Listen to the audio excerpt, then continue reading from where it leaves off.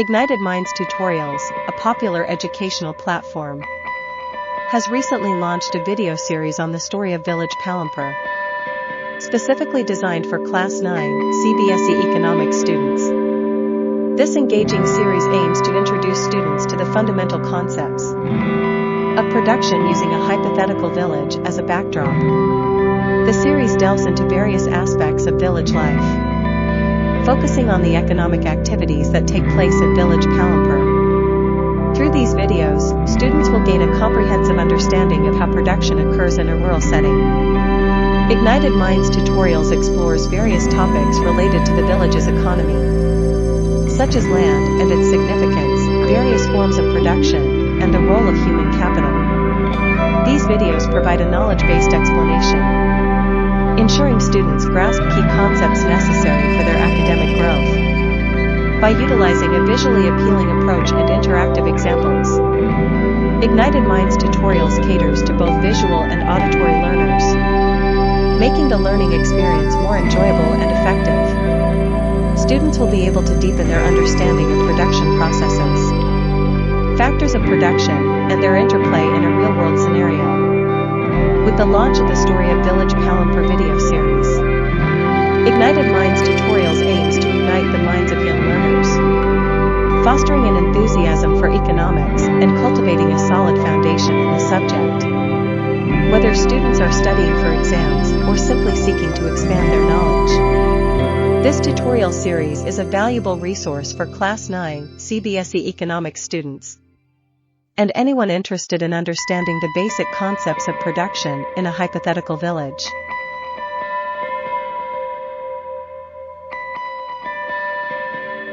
Ignited Minds Tutorials, a popular educational platform, has recently launched a video series on the story of Village Palampur, specifically designed for Class 9 CBSE Economics students. This engaging series aims to introduce students to the fundamental concepts of production using a hypothetical village as a backdrop.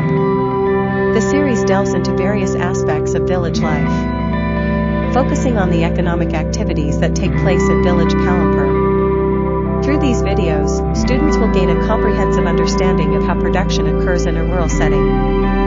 Ignited Minds Tutorials explores various topics related to the village's economy, such as land and its significance, various forms of production, and the role of human capital.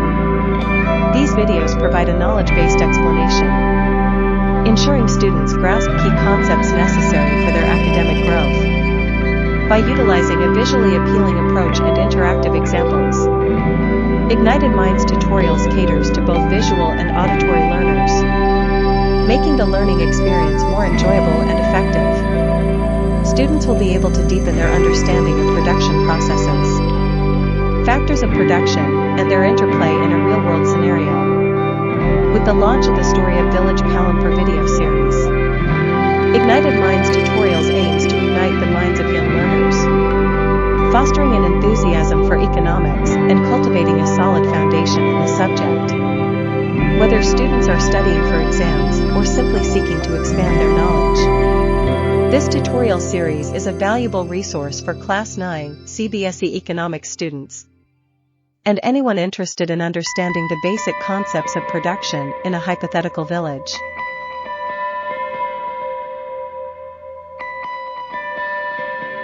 Continuation with the Village Palampur. ठीक है? Land is a non-renewable resource. Non-renewable resource मतलब क्या होता है? What is a non-renewable resource? Okay तो एक बार अगर खराब हो गया तो उसको आप फिर से रीजनरेट नहीं कर सकते. ठीक है, बहुत टाइम लगेगा रीजनरेट करने में. ठीक है, 1 इंच का जो सॉइल बनता है ना उसको भाई साहब मिलियंस ऑफ ईयर्स लगे बनने के लिए. 1 इंच का सॉइल जिस पे आप भाई साहब खेती करते हैं, जिस पे आप भाई साहब क्रॉप्स को उगाते हैं, इस 1 इंच के सॉइल को बनने के लिए बहुत साल लगे. ठीक है, मिलियंस ऑफ ईयर्स, और इतनी जल्दी ये लैंड बनता नहीं है. तो land is a non renewable resource, unequal distribution of land. So we are going to study. तो land is a non renewable resource. अगर ये खराब हो गया तो बनने में बहुत टाइम लगेगा.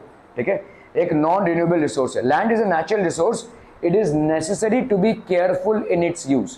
अगर आप खेती बाड़ी करते रहे लगातार करते रहे तो क्या होगा, एक दिन भाई साहब आपने इतना फर्टिलाइजर यूज कर दिया होगा कि अभी लैंड क्या हो जाएगा, बैरन हो जाएगा, बंजर हो जाएगी जमीन, ठीक है। रिपीटेड यूज से क्या होगा, अगर रिपीटेड यूज क्या हम कर रहे हैं, यहां पे आकर देखोगे, अगर आप if you are using repeated use of fertilisers, repeated use of fertilisers year after year makes the land barren, इसकी फर्टिलिटी खत्म हो जाएगी, मतलब ये बंजर हो जाएगा, ठीक है। तो ये एक प्रॉब्लम है लैंड में, इसीलिए हमको बहुत केयरफुल रहना पड़ेगा क्या उगाते हैं और किस तरीके का फर्टिलाइजर हम उसमें डालते हैं, और थोड़ा बहुत लैंड को रेस्टिंग टाइम भी देना पड़ेगा, इसको अपन रिप्लेनिशमेंट बोलते हैं, ठीक है। रेस्टिंग टाइम मतलब रिप्लेनिशमेंट, ठीक है। रिप्लेनिशमेंट मतलब क्या होता है भाई साहब, लैंड को इतना वो क्रॉप्स दे रहा है आपको, तो थोड़ा उसको भी रेस्ट चाहिए ना भाई साहब, ठीक है। So that is called replenishment, okay. So green revolution has led to loss of soil fertility. Green revolution का एक डिसएडवांटेज है, इसको चाहे तो नोट कर लीजिए, ये एक डिसएडवांटेज है। ग्रीन रेवोल्यूशन में हमने क्या किया, बहुत एक्सटेंसिवली लैंड को कल्टीवेशन के लिए यूज किया, और इसके दौरान अपन ने क्या किया, बहुत ज्यादा फर्टिलाइजर्स यूज किया, केमिकल फर्टिलाइजर्स, ठीक है। ग्रीन रेवोल्यूशन में बहुत ज्यादा अपन ने केमिकल फर्टिलाइजर्स यूज किया, जिसके वजह से लैंड की जो फर्टिलिटी है या सॉइल की जो फर्टिलिटी है वो बहुत घट गई। कौन से दो टाइप ऑफ रेवोल्यूशंस इंडिया ने अडॉप्ट किए थे, Green revolution and white revolution. Green revolution was with regards to increasing the productivity of crops, and white revolution was with regards to increasing the productivity of milk, ठीक है। Okay, तो green revolution के तहत एक disadvantage हमारा क्या हो गया कि काफी सारा केमिकल फर्टिलाइजर्स हमने यूज किए, ठीक है। Okay, continuous usage of ground water for tubewell irrigation has reduced the water table below the ground. तो आप कंटिन्यूअसली वाटर को यूज कर रहे हैं, ठीक है। Tubewell irrigation has reduced the water table below the ground, तो हमारा वाटर टेबल जो है तो बिलो द ग्राउंड कम होता जा रहा है, ठीक है। Okay, land is distributed unequally, there are 450 families in Palampur. आपके पूरे पालमपुर में कितने फैमिलीज हैं, 450 फैमिलीज हैं, ठीक है। In Palampur not all the people engage in agriculture have sufficient land for cultivation. तो सारे लोगों का भाई साहब सफिशिएंट लैंड नहीं है कल्टीवेशन के लिए, ठीक है। Okay, 150 families in Palampur are landless, इनके पास कोई लैंड खुद का नहीं है, they work in other people's farms, ठीक है। सो अप्रोक्सीमेटली ये सब एक कॉमन प्रॉब्लम है किसी भी गांव का, ठीक है। 150 फैमिलीज का, कितने टोटल फैमिलीज हैं, 450, जिसमें 150 families in Palampur are landless and most of them are Dalits, ठीक है। सो दलित वर्ग के हैं।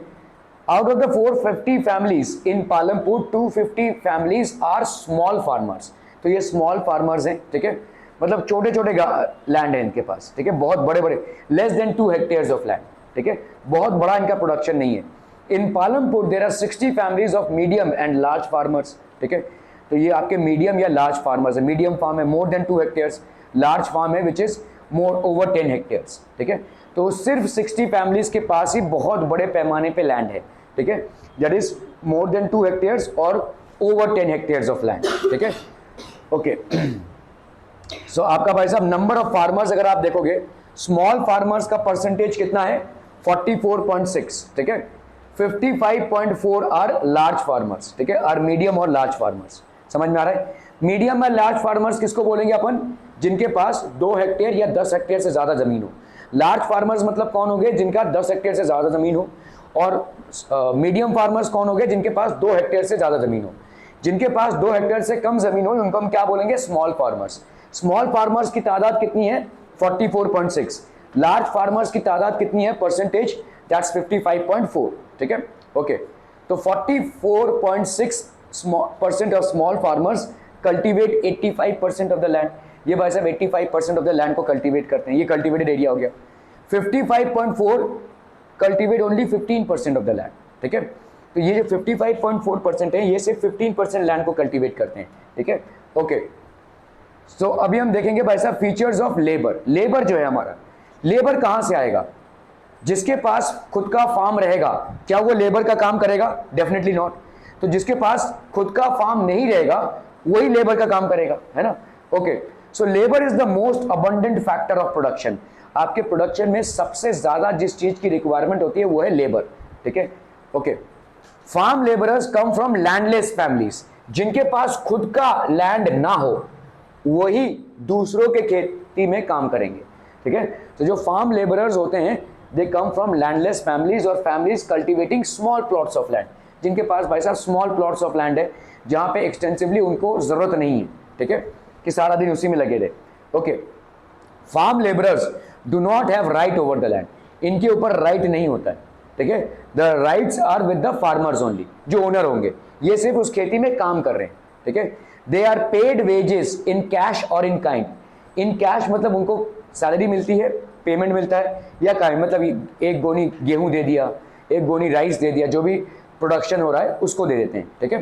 तो इट इज कैश और इन काइंड, कैश मतलब आपका भाई साहब पैसा और काइंड मतलब ये, ठीक है।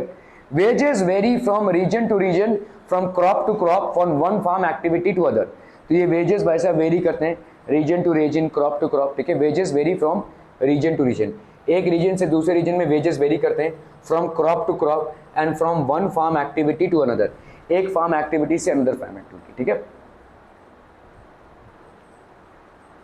Duration of employment also varies, आपका कितने दिनों तक एम्प्लॉयमेंट है वो भी वेरी करता है, ठीक है, duration of employment. A farm labourer might be employed on a daily basis और फॉर वन एक्टिविटी और फॉर द होल ईयर, तो एक जो फार्म लेबरर होता है वो हो सकता है डेली बेसिस के लिए एम्प्लॉयड हो, या किसी एक एक्टिविटी के लिए, या पूरे साल के लिए। A farm labourer may be employed on a daily basis for one activity और for the whole year. Labour is migrating to nearby villages, towns and cities in search of work, तो labour जो है तो भाई साहब migrate कर रहा है, ठीक है, लेबर इज माइग्रेटिंग। अभी आज की तारीख में भाई साहब लोगों को काम चाहिए, तो बहुत सारा लेबर जो है क्या कर रहा है, गांव छोड़कर जा रहा है, पालमपुर छोड़कर जा रहा है नियर बाई विलेजेस में जहाँ पे ज़्यादा पगार मिले, या सिटीज़ में जहाँ पे ज़्यादा पैसा मिले, ठीक है। Okay, some labour has entered the non farm sector in the village, बहुत सारे ऐसे लेबरर्स भी हैं जो दूसरे चीज़ों में चले गए, किसी ने दुकान खोल ली है भाई साहब, किसी ने बैलगाड़ी से ट्रांसपोर्ट का धंधा खोल लिया है, किसी ने भाई साहब कंस्ट्रक्शन एक्टिविटी में पार्टिसिपेट कर लिया है, किसी ने भाई साहब डेयरी संभाल लिया है। ऐसे जो फार्मिंग एक्टिविटीज़ में लोग इन्वॉल्व थे, इन्होंने अपना प्रोफेशन या लाइन ही चेंज कर दिया है। मेहनत ही करना है तो ये उस चीज़ में मेहनत करेंगे जहाँ पे पैसा ज़्यादा मिले, ठीक है। तो खेतों में मेहनत करके उतना ज़्यादा पैसा नहीं मिल रहा है, तो इन्होंने अपना फील्ड चेंज कर लिया है, तो इसीलिए लेबर का प्रॉब्लम हो रहा है, फार्म में लेबर्स का प्रॉब्लम हो रहा है। तो they are some labourers have entered non farm sector in the village, तो नॉन फार्मिंग के जो सेक्टर्स हैं, जो डायरेक्टली फार्मिंग से नहीं है जुड़े, उस सेक्टर्स में ये घुस गए हैं, ठीक है। ओके, सो आपका देखो एक केस स्टडी है यहाँ पे, डाला एंड रामकली, ठीक है। Let us look into the situation of landless farm labourers like Dala and Ramkali. तो यहाँ पे एक केस स्टडी है जिसमें Dala is a landless farm labour, मतलब इसके पास खुद का भाई साहब कोई जमीन नहीं है, ठीक है। Who works on daily wages in Palampur, तो इसको जो दिन का मजदूरी मिलता है उसी पे ये काम चलाता है अपना डेली वेजेस में पालमपुर में। The minimum wages for a farm labourer set by the government is ₹300 per day. देखो ये तो गवर्नमेंट ने सेटअप किया है कि भाई साहब 300 रुपये देना पड़ेगा पर दिन, लेकिन एक्चुअली में उसको मिलता कितना है, 160 रुपये। अभी उसके पास और कोई चारा नहीं है, उसको अपने फैमिली को खिलाना होगा, तो उसको काम करना पड़ेगा इसी रिड्यूस रेट में, ठीक है। उससे जो अंगूठा लगाया जाएगा वो 300 पे ही लगाया जाएगा, लेकिन उसको दिया जाएगा कितना, 160 रुपये, ठीक है। Okay, there is heavy competition of work among the farm labourers in Palampur, so people agree to work for lower wages. बहुत सारे लोग हैं, जैसे देखा आपने कि ज़्यादा करके लोगों के पास खुद की ज़मीन नहीं है, जिनके पास खुद की ज़मीन नहीं है ऑब्वियसली वो क्या करेंगे, दूसरे के खेतों में जाकर काम करेंगे। इनकी तादाद बहुत ज़्यादा है, तुम नहीं करोगे तो कोई दूसरा करेगा, ठीक है। That is how it is. Okay, so Dala complains about his situation to Ramkali who is another farm labour, तो उसकी वाइफ है, सॉरी वाइफ नहीं है, she is another women and she is also a farm labourer. ये बोलता है कि भाई साहब देखो इसमें क्या 300 पे हमका अंगूठा लगाया जा रहा है और दिया जा रहा है 160, ठीक है। Both Dala and Ramkali are among the poorest people in the villages. It is difficult to find work these days. आज की तारीख में भाई साहब काम मिल ही नहीं रहा है। Only the large farmers hire us, ठीक है, and that too very limited number of days. सारा साल जो है काम मिलता है ऐसा भी नहीं है। Ghanshyam the large farmer has just bought a harvester, और आज की तारीख में भाई साहब लोग हार्वेस्टर ले रहे हैं, क्या कहते हैं अपना मशीनरी ले रहे हैं, तो इससे और ज़्यादा अनएम्प्लॉयमेंट बढ़ रहा है, ठीक है। Has just bought a harvester. So we are going to get even less work during the harvest season this year. Harvester मतलब मशीनरी से ही हार्वेस्टिंग हो जाती है, मैनुअल लेबर की जरूरत नहीं पड़ती है, तो इसका मतलब हमको हमारा काम और ज़्यादा कम होने लगेगा, ठीक है। Okay, last year I work for less than 5 months in the whole year, तो ये पिछले साल की कहानी बता रही है कि we have been working for less than 5 months, job ही नहीं मिल रहा है, पैसे ही नहीं मिल रहे हैं। We have tractors for ploughing, harvesters for harvesting and threshers for threshing.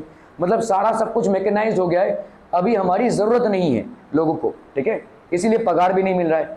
Even for removing weeds some farmers spray weedicide spray करते हैं रिमूविंग वीड्स के लिए।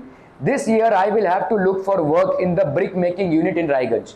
तो अभी देखो ये क्या सोच रही है कि भाई फार्मिंग का काम ही छोड़ दे, ठीक है, रायगंज में ब्रिक मेकिंग कोई फैक्ट्री है वहां पे जाकर काम करूं। तो यही सोचेंगे लोग ना भाई साहब। धीरे धीरे अनएम्प्लॉयमेंट बढ़ता जा रहा है, और अगर एम्प्लॉयमेंट है भी तो इतने कम पैसों में कि घर नहीं चले, ठीक है। तो इस तरह से लोग सोच रहे हैं, ठीक है। आई ओ द लोकल मनी लेंडर, मेरी तो उधारी भी हो गई है, जिससे मैंने उधार लिया है उस पर 2000 का कर्जा चढ़ गया है मेरे ऊपर, ठीक है, मेरी उधारी हो गई है। I had taken ₹1000 last summer when no work was available in the fields. जब कोई काम नहीं था तो मैंने 1000 रुपये उससे उधार लिया था। अभी मैं इसको पेमेंट कैसे करूं, ठीक है, क्योंकि इतनी कम पगार है। I hardly earn enough for 2 square meals. 2 square meals मतलब घर में बच्चों का और खुद का पेट भर सकूं, ये मतलब 2 टाइम का खाना जुगाड़ कर सकूं, इतना ही मेरे को पेमेंट मिलता है। उसमें से क्या बचाकर क्या अपना उधारी चुकता करूं। My situation is not much better, ठीक है, due to past debt the money lenders refuse to give me any loan. अभी पहले के मेरे कर्जे चुकते नहीं हुए इसीलिए जो मनी लेंडर्स हैं वो आगे के लोन्स नहीं दे रहे। तो लगभग यही दुविधा में सारे स्मॉल फार्मर्स रहेंगे। Landless labourers are exploited in our villages, ठीक है। तो ये केस स्टडी थी जहां पे एक मतलब किस दौर से लोग गुजर रहे हैं उसका केस स्टडी है, ठीक है। Okay, thank you so much for your valuable time बच्चा party. In the story of village Palampur, we had seen how there are different types of capital. तो एक आपका हो गया भाई साहब ह्यूमन कैपिटल। ह्यूमन कैपिटल मतलब जितने भी लेबरर्स हैं आपके, जो वर्कर्स हैं आपके, जो आपके लिए काम करते हैं, तो वो क्या हो जाएगा आपका human capital. That will be basically be human capital. उसके बाद आपने क्या देखा, human capital is the knowledge and enterprise required to put together. तो आपके भाई साहब यहाँ पे knowledge and enterprise, knowledge and enterprise मतलब क्या हो जाएगा भाई साहब, together land, labour and capital. तो जैसे अगर समझ लो इनकी फैक्ट्री है, इनके फैक्ट्री में जो वर्कर्स काम करते हैं वो क्या हो गए, ह्यूमन कैपिटल हो गए। जैसे समझ लो कोई सॉफ्टवेयर कंपनी है, वहाँ पे जितने भी सॉफ्टवेयर इंजीनियर्स हैं वो भी क्या हो गए आपके ह्यूमन कैपिटल, ठीक है। So human capital is a knowledge and enterprise. तो यहाँ पे knowledge and enterprise required to put together land, labour and capital, ठीक है। ओके, तो ये हो गया आपका भाई साहब ह्यूमन कैपिटल। दूसरा क्या है भाई साहब आपका land, labour and physical capital. इन तीनों को जो कनेक्ट करता हो उसको अपन क्या बोलते हैं, ह्यूमन कैपिटल, ठीक है। Okay, so land, labour and capital. तो आपने देखा भाई साहब यहाँ पे land, labour and capital can not put goods and services. आपको मैंने कुछ लेबरर्स दे दिए, आपको मालूम ही नहीं है काम क्या करना है, तो क्या काम हो पाएगा, नहीं। आपको मैंने कुछ पैसे दे दिए तो काम हो जाएगा, नहीं। आपको तो जो सारी चीजों को, जैसे आप अगर किसी फैक्ट्री या इंडस्ट्री के ओनर हैं तो आप क्या करेंगे, लैंड, लेबर और पैसा, इन तीनों को ऐसे कनेक्ट करेंगे कि आपको मैक्सिमम प्रोडक्शन मिले, ठीक है, और आपका मैक्सिमम मुनाफा हो, ठीक है। सो द पर्सन और the people who are basically connecting all these 3 factors together are known as human capital. तो जो फैक्ट्री के ओनर्स या इंडस्ट्री के ओनर्स होंगे उनको अपन क्या बोलेंगे, human capital. They are known as human capital. So human capital helps to produce output, ठीक है, which can either be sold in market or used by the person producing the output। तो इसको अपन market में बेच सकते हैं, which can either be sold in the market or used by the person producing the output। तो इसको अपन market में बेच सकते हैं और भाई साहब persons producing the output। Okay, state any 4 requirements needed for production of goods and services। बताइए क्या क्या हो जाएंगे, हाँ, land, labour, physical capital and human capital. Land और लेबर का मतलब तो समझ में आ रहा होगा। फिजिकल कैपिटल क्या हो जाएगा, पैसा। और ह्यूमन कैपिटल कौन होगा, जो ओनर होगा, जो एंटरप्रेन्योर होगा, जो इन चारों को कोऑर्डिनेट करे, ठीक है, समझ में आ रहा है। तो this will be basically land and other natural sources like water, mineral, forest etcetera. Labour for carrying out production activities, ठीक है। Some work may be done through manual labour and others may require highly skilled और educated person. कुछ लोग कुछ काम के लिए manual labour की जरूरत करती है, मतलब मेहनत मजदूरी की जरूरत पड़ती है, ठीक है, और कुछ के लिए हाईली स्किल्ड, जैसे अकाउंटिंग का काम हो गया, ये अकाउंटेंट ही कर सकता है, पढ़ा लिखा जो सीए है वो कर सकता है। जैसे किसी कोर्ट में आपका केस लड़ना हो तो ये लॉयर ही कर सकता है भाई साहब, ठीक है। ये हाईली स्किल्ड प्रोफेशनल्स हैं। जैसे आपको भाई साहब कोई सॉफ्टवेयर में डिज़ाइनिंग करनी है तो ये सॉफ्टवेयर इंजीनियर ही कर सकता है। ठीक है, जैसे आपको भाई साहब कोई ट्रीटमेंट कराना है तो ये आप थोड़ी ना किसी ऐसे के पास चले जाएंगे, आप किसी डॉक्टर के पास जाएंगे, है ना। तो for this you would be needing highly skilled और एजुकेटेड पर्सन्स, हाईली स्किल्ड और educated persons. Items like machinery, building, tools etcetera are called fix capital. तो आपका मशीनरी हो गया, बिल्डिंग हो गया, टूल्स हो गया, इनको अपन क्या बोलेंगे, फिक्स कैपिटल, ठीक है। As they can be use repeatedly for very long time, तो बहुत टाइम तक आप इसको यूज कर सकते हैं। Working capital is used up during the production activity whereas fix capital is used up again and again, ठीक है। तो वर्किंग कैपिटल आपका किस में यूज होता है, प्रोडक्शन एक्टिविटी में, और फिक्स कैपिटल आपका बार बार यूज होता है, ठीक है। Fix capital and working capital आपका दोनों मिलाकर बनाता है physical capital.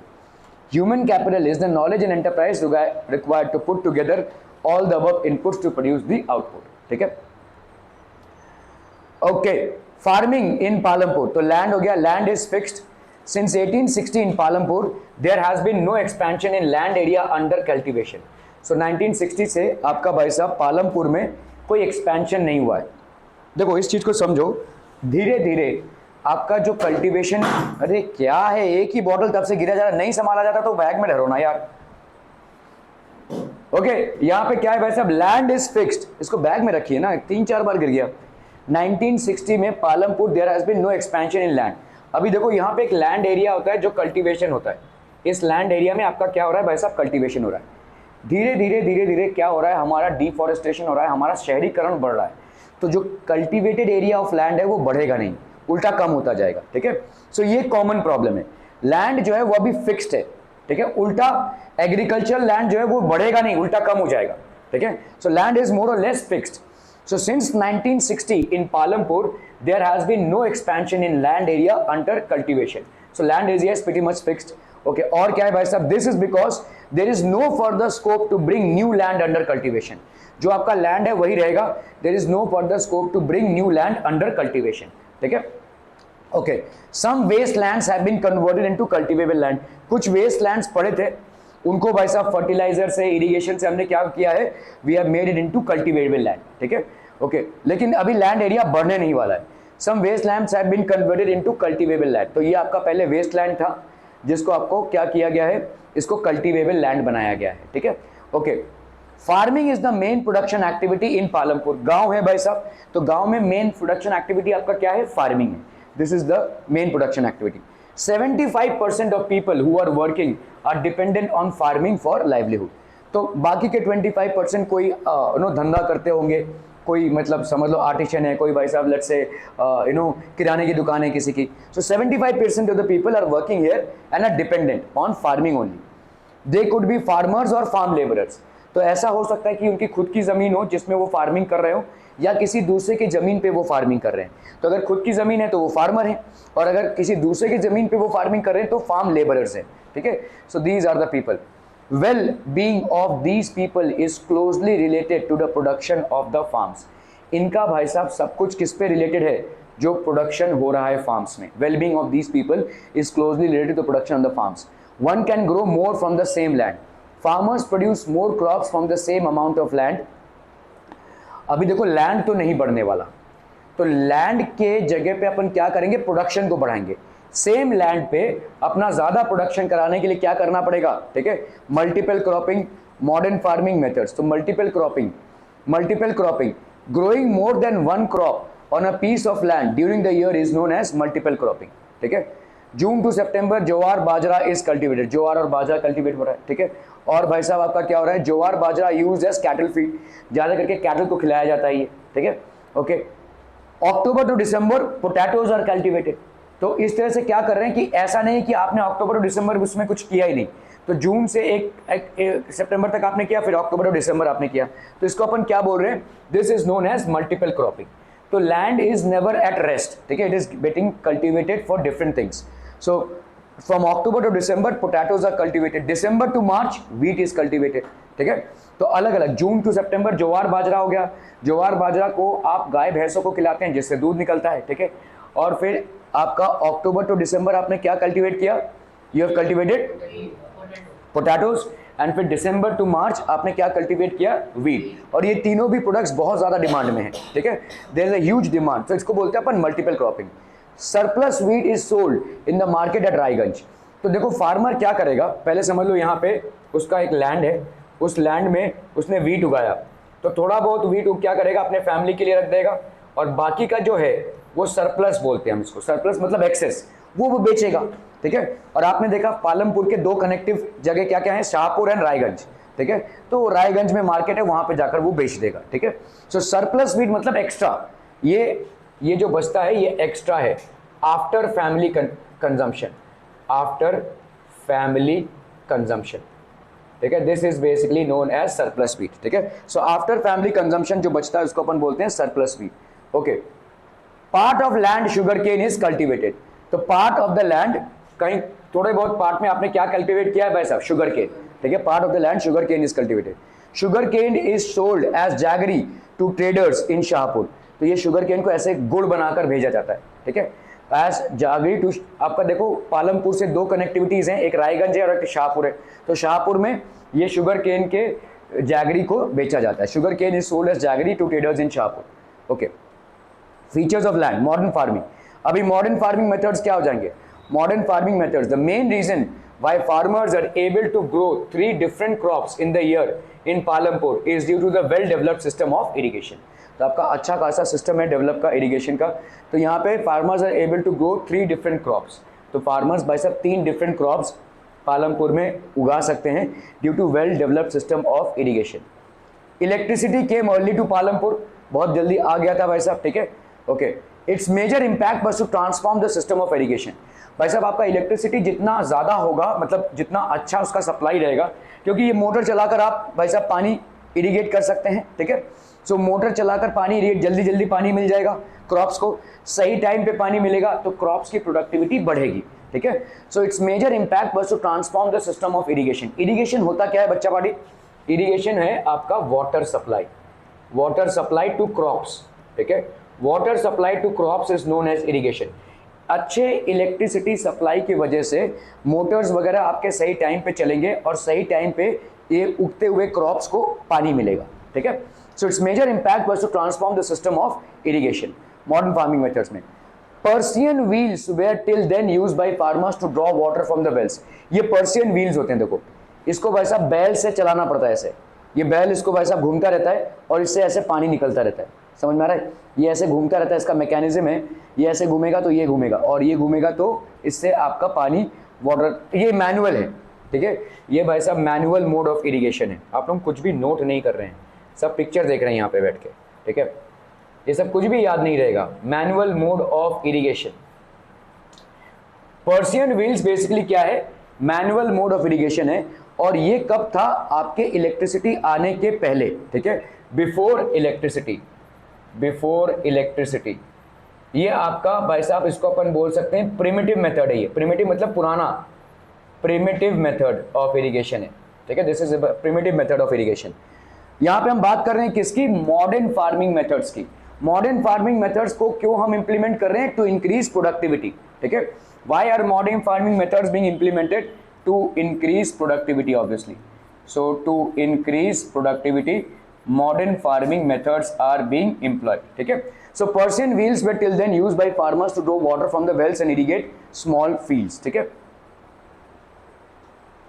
Okay, people saw the electric run tube wells could irrigate much larger areas of land, फिर लोगों ने देखा कि भाई साहब अरे ये इलेक्ट्रिक जो ट्यूबवेल होता है, जो इलेक्ट्रिसिटी से चलता है, ये भाई साहब ज़्यादा पानी दे रहा है, ये गाय भैंस को भाई साहब हम घुमा रहे हैं, वो धीरे धीरे घूम रहे हैं, ठीक है, तो उसमें ज़्यादा पानी नहीं उठ रहा है, लेकिन अगर इलेक्ट्रिक ट्यूबवेल्स लगाया हमने, ठीक है, तो हमको ज़्यादा पानी मिल रहा है, तो ये मॉडर्न मेथड ऑफ फार्मिंग में आ गया, ठीक है।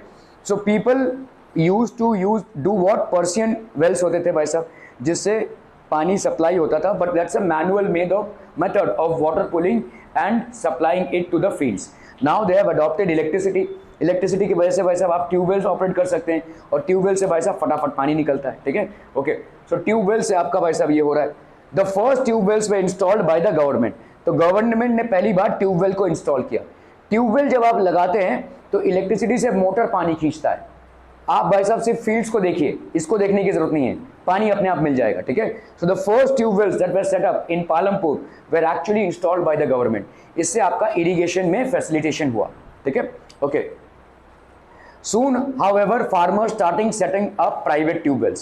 तो अभी इसके बाद फार्मर्स लोगों ने प्राइवेट ट्यूबवेल्स लगाना चालू कर दिया। As a result by mid 1970s the entire cultivated area of 200 hectares was irrigated. तो पालमपुर में 200 हेक्टेयर का कल्टीवेशन लैंड था, लेकिन सब जगह पानी नहीं पहुंच पा रहा था, मैनुअल मेथड था। लेकिन इस सिस्टम ऑफ इरिगेशन के वजह से ट्यूबवेल्स वेर कंस्ट्रक्टेड, और ट्यूबवेल्स अच्छा खासा पानी सप्लाई कर सकते हैं, ठीक है। तो जो 200 हेक्टेयर का लैंड था, जो पूरा पानी जहां तक नहीं पहुंच पा रहा था मैनुअल मेथड से, by installation of tubewells and with the help of electricity this water started reaching the entire field, ठीक है। तो ये entire hectare was irrigated. Okay, till the mid 1960s the seeds used in cultivation were traditional words with relatively low yields. अभी हम बातें, तो यहाँ पे हमने बात किया किसका, पहले हमने बात किया इरिगेशन का। बच्चा पार्टी ध्यान से देखिए, ठीक है। हम यहाँ पे किसकी बात कर रहे हैं, modern methods of farming. Modern methods of farming में, ठीक है, मॉडर्न मेथड्स ऑफ फार्मिंग में भाई साहब, तो we are talking here about modern methods of farming में क्यों जरूरी है modern methods of farming, to increase productivity, to increase productivity, क्योंकि लैंड जो है वो नहीं बढ़ने वाला अभी, ठीक है, उल्टा कम होने वाला है, ठीक है। Land available for agriculture is going to decrease, ठीक है, क्योंकि यहां पे भाई साहब land available for agriculture, land available for agriculture is going to decrease, land available for agriculture is going to decrease. Modern methods of farming में भाई साहब क्या क्या है आपका, टू इंक्रीज प्रोडक्टिविटी। ओके, पहला आपका क्या है, इरिगेशन, ठीक है। तो प्रिमिटिव मेथड क्या था, इरिगेशन अगर आप देखोगे आपका प्रिमिटिव मेथड क्या था भाई साहब, ओके, प्रिमिटिव मेथड मतलब पहले का जमाने का जो चलता था वो था आपका पर्शियन वेल्स, ठीक है। ऐसे पर्शियन वेल्स होते थे, गाय भैंस उसको घुमाते थे और पानी निकलकर खेतों में जाता था। अभी भाई साहब मॉडर्न मेथड क्या हो गया है, मॉडर्न मेथड आपका हो गया है भाई साहब क्या, ट्यूबवेल्स, ठीक है। तो इसमें आपका ट्यूबवेल्स है, ठीक है। तो इसका एडवांटेज क्या मिला आपको, what is the advantage, larger area.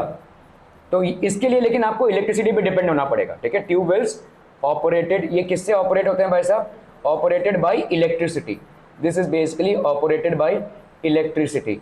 ये आपके भाई साहब पर्शियन वेल्स, ये these are basically manually operated, manually operated मतलब आपके गाय भैंस से हम इसको ऑपरेट कराते हैं, या कभी कभी इंसान भी घुमाते हैं, ठीक है।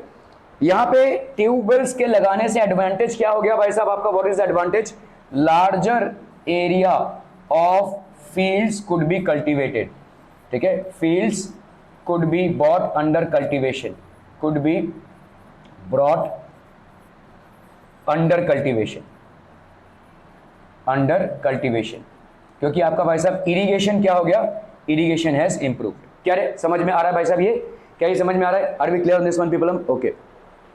सो modern methods of cultivation till the mid 1960s the seeds used, अभी हम बात करेंगे सीड्स यूज की, ये तो इरिगेशन का हो गया, अभी सीड्स यूज्ड, ठीक है। तो आपके विद रिलेटिवली लो यील्ड्स, पहले जो सीड्स यूज होते थे, जैसे समझो यहाँ पे कैसा है, लो यील्ड्स मतलब क्या है, देखो पहले के ज़माने में जो क्रॉप था, समझ लो ये टमाटर का पेड़ है कोई, ठीक है, इसमें भाई साहब 1 2 ऐसे भाई साहब ये 4 टमाटर हुआ करते थे एक पेड़ में। आज की तारीख में हमने सीड्स में इंप्रूवमेंट लाया है, तो सीड्स का क्या यूज़ कर रहे हैं हम, हाई यील्डिंग वैरायटी, ठीक है, हाई यील्डिंग वैरायटी। अभी हाई यील्डिंग वैरायटी को अपन शॉर्ट फॉर्म में क्या लिखते हैं, HYV, हाई यील्डिंग वैरायटी। अभी यहाँ पे क्या हो रहा है, जो टमाटर का पेड़ है जो अभी उग रहा है, इसमें भाई साहब बहुत सारे टमाटर हो रहे हैं, ठीक है। सो मतलब अभी अगर आप देखोगे सारे के सारे, मतलब वही सेम एरिया पे अगर आप देखोगे उसका 4 गुना टमाटर हो रहा है, समझ में आ रहा है ये। तो ये सीड ही कुछ ऐसा है कि इसके प्लांट में प्रोडक्शन बढ़ जाएगा। तो देखो हमारे पास एरिया उल्टा कम होता जा रहा है, कैसे हम इतने बड़े देश के, इतने बड़े जनसंख्या का, पॉपुलेशन का फूड रिक्वायरमेंट मीटअप करें। अगर area of cultivation is decreasing, how do we cope up with the increasing, ever increasing demand for food for this entire huge population in India? So the only way out is we use crops in which in the same area you will get more production, and for that we are using high yielding varieties. तो scientist लोगों ने जो varieties of crops बनाए, seeds बनाए हैं, उसमें उसी area पे ज्यादा प्रोडक्शन हो रहा है, तो हाई यील्डिंग वैरायटी बोलते हैं हम इसको, ठीक है। तो ये आपका मॉडर्न फार्मिंग मेथड में हो रहा है। सो जो सीड्स छिड़के जा रहे हैं, तो by the mid 1960s the seeds use in cultivation were traditional ones. तो ट्रेडिशनल सीड्स होते थे, उसमें इक्के दुक्के प्लांट में, मतलब इक्के दुक्के आपके टमाटर ही उगते थे। मैं तो टमाटर का एक एग्जांपल दे रहा हूँ, लेकिन अभी जो सीड्स हम यूज कर रहे हैं इसमें प्रोडक्शन ज्यादा हो रहा है, ठीक है। ओके, सो इन 1965-66, ठीक है, the traditional seeds, the production of wheat in India was, अभी आप देखो इस दौरान 1965-66 में ट्रेडिशनल सीड्स को यूज करते हुए कितना प्रोडक्शन हो रहा था, ये सब लिखना पड़ेगा आपको आंसर्स में, ठीक है, कि कैसे चेंज आया, सीड के यूजेज में किस तरह से चेंज आया। तो भाई 1965-66, ठीक है, आपका 1300 kg पर हेक्टेयर इतना प्रोडक्शन हो रहा था, किसका, व्हीट का, विच इज वेरी लेस। अभी हम देखेंगे कि हाई यील्डिंग वैरायटी जब हमने यूज किया तो उसमें क्या चेंज आया। सो bye 1965-66 per hectare of land was yielding how much, 1300 kg of wheat by using traditional seeds, not the high yielding varieties, ठीक है। Okay, traditional seeds less. तो ट्रेडिशनल सीड्स का एक फायदा क्या है भाई साहब, ट्रेडिशनल सीड्स का उतना पानी नहीं लगता है, तो आप ये पर्शियन व्हील से पानी सप्लाई कर सकते हो उनको, ठीक है, प्रिमिटिव मेथड से पानी सप्लाई कर सकते हो, ठीक है। Need less irrigation, farmers use cow dung and other natural manure as fertilisers. यहाँ पे भाई साहब फर्टिलाइजर्स की भी जरूरत नहीं होती है, गोबर से ही इनका फर्टिलाइजर का काम चल जाता है, जिसको अपन ऑर्गेनिक फार्मिंग बोलते हैं। All these were readily available with farmers who did not have to buy them. हर फार्मर के पास गाय भैंस होता है, गाय भैंस होता है तो भाई साहब गोबर तो होगा ही, तो गोबर होगा तो आपका मैन्योर अवेलेबल है, और पानी जो है वही प्रिमिटिव तरीके से पर्शियन वेल से निकाला जाता था, ठीक है, और सीड्स जो है तो कम आउटपुट देती थी, तो इसीलिए फार्मर्स पहले इसको बिंदास यूज कर रहे थे, लेकिन इससे प्रोडक्शन नहीं बढ़ रहा है, ठीक है, प्रोडक्शन नहीं बढ़ रहा है, तो इतने बड़े देश में हमेशा फूड क्राइसिस का एक सिचुएशन बना रहेगा, हमेशा खाने की कमी बनी रहेगी, लोगों को हमेशा दिक्कत महसूस होगी, ठीक है। ओके, तो अभी भाई साहब क्या हुआ, इन 1970-71 हमने क्या यूज करना चालू कर दिया, high yielding variety of seeds, ठीक है। So till 1965-66 farmers were using traditional seeds, traditional seeds को यूज कर रहे थे, और ट्रेडिशनल सीड्स में आपका जो फर्टिलाइजर लगता था वो भाई साहब फार्मर ही दे देता था, मैन्योर, ठीक है, ऑर्गेनिक मैन्योर से हो जाता था, और पानी भी पर्शियन व्हील्स के प्रिमिटिव मेथड से निकाला जाता था। अभी 1970-71 में फार्मर्स ने क्या यूज करना चालू कर दिया, देखो ट्रैक्टर यूज करना चालू कर दिया, फिर high yielding variety of seeds use करना चालू कर दिया। अभी देखो प्रोडक्शन कैसे बढ़ा, प्रोडक्शन सिर्फ दुगना नहीं हुआ, देखो अगर आप देखोगे 1300 kg पर हेक्टेयर था 65-67 में, है ना, ट्रेडिशनल मेथड से, ट्रेडिशनल मेथड से भाई साहब कितना प्रोडक्शन था, एक हेक्टेयर में व्हीट कितना प्रोड्यूस हो रहा था, व्हीट हम सबको लगता है भाई साहब आटा, ठीक है, 1300, now this has increase to how much, 70-71 में 3200 kg, मतलब इसके डबल से भी ज्यादा, इसका डबल होगा 2600, उससे भी ज्यादा। तो आपका देखो प्रोडक्शन कितना बढ़ गया है by using high yielding variety of seeds. तो जैसे मतलब व्हीट का कोई प्लांट था पहले, उसमें ऐसे दाने होते थे, है ना, यही होते दाने, अब जो नया व्हीट का प्लांट आपने लगाया उसमें बहुत सारे दाने हो रहे हैं, तभी तो ये बढ़ेगा ना भाई साहब, इसके डबल का भी डबल। क्या ये समझ में आ रहा है? तो आपका लैंड एरिया अंडर कल्टीवेशन को नहीं बढ़ाया गया, किसको बढ़ाया गया, जो आपका high yielding variety of seeds है उसको बढ़ाया गया, उसको डाला गया, जिससे आपका प्रोडक्शन बढ़ गया। क्या है, समझ में आ रहा है? High yielding variety of seeds were done, ठीक है। ओके, ट्रेडिशनल सीड्स और ये देखो आपके हाई यील्डिंग वैरायटी, तो आपका यहाँ पे जितने दाने हैं इससे कहीं ज्यादा दाने इसमें हो रहे हैं, ठीक है। तो high yielding variety of seeds produce much greater amounts of grain, बहुत ज्यादा ग्रेन प्रोड्यूस कर रहे हैं on a single plant as compare to the traditional seed plant, ठीक है। तो ट्रेडिशनल सीड प्लांट में जितने ग्रेन्स प्रोड्यूस होते हैं high yielding variety of seeds में उससे कहीं ज्यादा ग्रेन्स प्रोड्यूस होते हैं, और इसका हमको डायरेक्ट रिजल्ट कहां दिख रहा है, 65-66 में आपका व्हीट का प्रोडक्शन पर हेक्टेयर था कितना, 1300 kg, और वही जो है तो 70-71 में कितना हो गया भाई साहब, 3200 kg पर हेक्टेयर हो गया, ठीक है। That increase tremendously, more than double. क्या ये समझ में आ रहा है people? Okay. In the late 1960s, farmers in Palampur used a combination of the following to be divided with, तो आपका देखो यहाँ पे दो टाइप के इंडिया में रेवोल्यूशन हुए थे, ठीक है, फूड क्राइसिस से ड्रील करने के लिए। एक था आपका ग्रीन रेवोल्यूशन और एक था आपका व्हाइट रेवोल्यूशन, ठीक है। ये इंडिया में दो टाइप के रेवोल्यूशन हुए थे। ग्रीन रेवोल्यूशन के तहत हमने क्या क्या किया भाई साहब, ग्रीन रेवोल्यूशन के तहत हमने क्रॉप्स के उत्पादन को बढ़ाया। और क्रॉप्स के प्रोडक्शन को कैसे बढ़ाया, जैसे अपन ने क्या यूज किया, high yielding variety of seeds use किया। अपन ने भाई साहब modern methods of irrigation use किया। मॉडर्न मेथड्स ऑफ इरिगेशन, इससे भाई साहब लैंड कल्टीवेशन में सहूलियत हुई, क्योंकि पानी अभी ज़्यादा दर तक पहुंच सकता है, ठीक है। फिर हमने भाई साहब वीडीसाइड्स, पेस्टिसाइड्स यूज किए, high yielding variety of seed, तो इससे आपका भाई साहब प्रोडक्शन बढ़ गया। So this was called green revolution. Green revolution was adopted in India to increase the food production from crops. Now what about white revolution?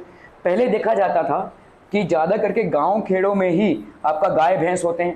इन गाय भैंस से जो दूध निकलता है वो गांव खेड़े में ही रह जाता है, शहरों तक सप्लाई नहीं हो रहा है।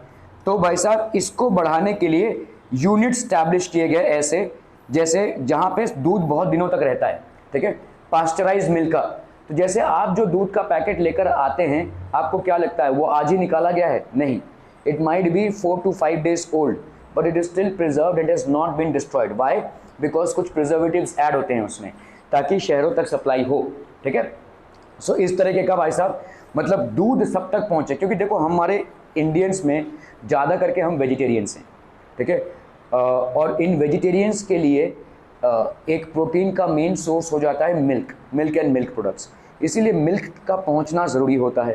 कैल्शियम के मतलब मिल्क में कैल्शियम भी होता है, तो मिल्क को पहुंचाने के लिए वाइट रेवोल्यूशन स्टार्ट हुआ। This was basically started. Are we clear on this one people? ठीक है। सो आपके मॉडर्न फार्मिंग मेथड्स को अडॉप्ट किया गया। मॉडर्न फार्मिंग मेथड्स, अभी देखो समझ लो एक खेत है, ठीक है। अभी इस खेत को पूरे को तैयार करने में आपने 10 लेबरर्स लगाए। अभी इन 10 लेबरर्स का समझिए कि भाई साहब रोज अगर 10 लेबरर्स आएंगे तो 1 महीने में आपका खेत तैयार होगा। समझ में आ रही है? अभी रोज के रोज 10 लेबरर्स आए, इसकी कोई गारंटी नहीं है, कोई बीमार पड़ सकता है। हो सकता है एक फैमिली में से 4 लेबरर्स आ रहे थे और उस फैमिली वाले को मतलब समझ लो सर्दी खांसी हो गई, सबको बुखार आ गया, तो चारों के चारों बीमार पड़ गए। आपके पास 6 बचे तो 1 महीने में काम कंप्लीट नहीं होगा, और ज़्यादा टाइम लग जाएगा। तो लेबरर्स पे जब आप डिपेंडेंट होते हैं तो आपका टाइम खिंच जाता है। लेकिन वही चीज़ आप अगर ट्रैक्टर उतार तो फटाफट से भाई साहब हो जाएगा, है ना। एक ट्रैक्टर ही पूरे 1 दिन में आपका काम खत्म कर देगा। तो this is basically avoiding the wastage of time, ठीक है। सो मॉडर्न फार्मिंग मेथड्स में आप मशीनरी को यूज कर रहे हैं, ठीक है। मशीनरी को यूज करने से क्या हो रहा है, आपका काम जल्दी हो रहा है और एफिशिएंटली भी हो रहा है, ठीक है। ऐसा नहीं कि भाई साहब आप बैठे हैं कब लेबरर्स लोग आएंगे, फिर वो आएंगे तो उनको दम दो कि ठीक से काम करो, उनको देखते रहो भाई साहब, ठीक है। इसको ना ये हाँ उसको प्लग में डाल। Thank you. तो ये करना पड़ेगा। फिर वो आए भी तो उनके अलग अलग नखरे। अभी हमारा ब्रेक टाइम है, अभी हम थोड़ा चाय वाय पियेंगे, ऑब्वियसली ह्यूमंस हैं, ठीक है। तो मतलब ये सारी चीज़ें हो जाती है। लेकिन अगर आप ट्रैक्टर उतार देते हो भाई साहब, वही काम बड़े स्पीड में आपका हो जाता है, ठीक है। सो इसको अपन मॉडर्न फार्मिंग मेथड बोलते हैं। तो फार्मिंग मशीनरी आप हाँ थोड़ा खर्चा आपका होगा लेकिन जल्दी हो जाएगा काम। फार्मिंग मशीनरी यूज कर रहे हो डीजल के साथ, ठीक है। और क्या है भाई साहब, आपका high yielding variety of seeds use कर रहे हो, ठीक है, जिससे आपका प्रोडक्शन बढ़ जाए। ट्रेडिशनल सीड्स आप यूज नहीं कर रहे हो। बहुत हंसी आ रही है तुमको। High yielding variety seeds use कर रहे हो भाई साहब, ठीक है, high yielding variety of seeds. What else people, you are using fertilisers ताकि आपके क्रॉप का प्रोडक्शन जल्दी हो। You are using fertiliser so that more production in lesser time happens. You are using pesticides so that the crops are not infected, ठीक है। Pesticides use करना। और फिर क्या है भाई साहब, इरिगेशन के मेथड्स में इंप्रूवमेंट लाना। पहले आपका था क्या, पर्सियन व्हील्स हुआ करते थे, अभी आपका भाई साहब ट्यूबवेल्स हो गए। So these are modern methods of farming. इसका नोट कर लीजिए भाई साहब, these are some things that have been adopted. इस इरिगेशन में आप ट्यूबवेल्स डाल सकते हैं, ट्यूबवेल्स।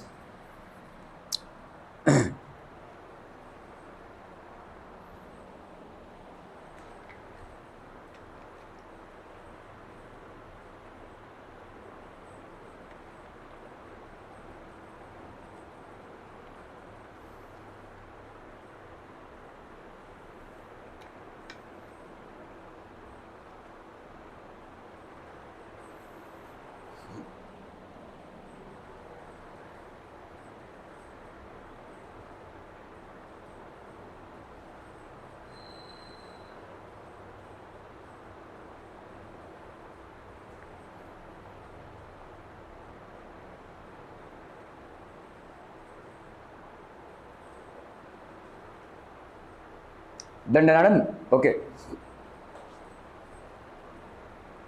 तो ये आपके मॉडर्न मेथड्स। इरिगेशन में देखिए क्या क्या है। इरिगेशन में डैम्स हैं, डैम से पानी लाना, कैनाल्स बनाए गए हैं, और पंप सेट्स जो आपके भाई साहब क्या है, इलेक्ट्रिसिटी से चलते हैं, ठीक है, जो इलेक्ट्रिसिटी से वाटर पंप्स होते हैं वो चलते हैं। तो इन तीनों मेथड से आप भाई साहब इरिगेशन कर रहे हैं आज की तारीख में, ठीक है।